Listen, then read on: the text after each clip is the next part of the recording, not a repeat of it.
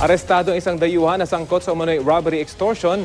Ang huling biktima ng kanyang modus, isang Pinay na dating guro na kinaibigan niya sa Facebook. Balitang hatid ni Emil Sumangil, exclusive.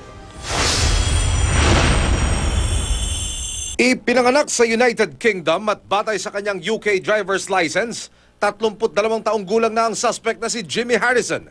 Sa isinagawang entrapment operation ng CIDG-NCR, arestado ang suspect matapos umunong ireklamo ng robbery extortion ng isang Pinay retired teacher.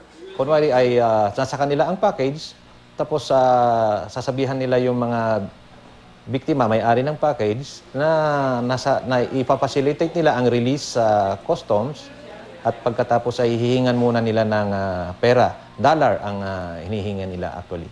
Ayon sa complainant na tumangging humarap sa kamera, isang Facebook friend daw niyang foreigner din ang nag-message at nagsabing padadalan umano siya ng package pero kailangan daw muna niyang maglabas ng pera para mapabilis ang delivery. Ang sabi raw sa kanya magpadala ng $2,000 kay Harrison. Pero pagkatapos maipadala ang pera, wala pa rin daw package na dumating at kung ano-ano pa raw ang hinihingi sa kanya. I was waiting that the diplomat will deliver the box. After few days, tumawag na naman na the box needs to have a yellow tag.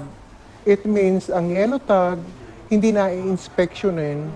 Lalo raw siyang nagduda nang tawagan na siya sa telepono ng suspect. He has to see me personally. Tapos sabi ko, how come? Sabi niyo, after this, everything is okay. Hindi, it is only a check-up for security reasons. Itong tao na ito ay hindi naman talaga actually kilala ito ng biktima. Nag-text lang sa kanya at ang pinagtataka lang niya, bakit alam niya yung tungkol doon sa bagahe. Dito na nagpa siya ang complainant na humingi ng saklolo sa pulisya. I don't. You don't know what? I said I don't know what about that.